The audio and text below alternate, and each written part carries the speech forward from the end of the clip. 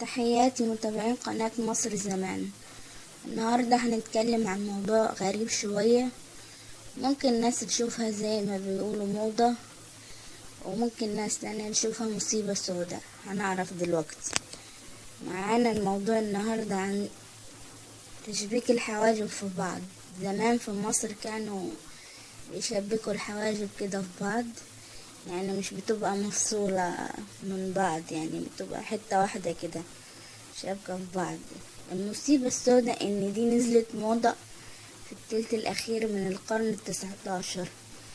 مصدرها بيقول انها من بلاد ايران، وانتشرت في كتير من البلاد العربية ومنها مصر، الا وهي طبعا تكسيب الحواجب ووصلها في بعض. والغريب دي من ان الموضة دي استمرت 40 سنة تقريبا، لأواخر العقد الأول من العمر ال20. صحيح ان الأذواق بتختلف من زمن للتاني، وده أكبر مثال. شكرا على استماعكم، يا رب الفيديو يكون عجبكم. ما تنسوناش من لايك والشير.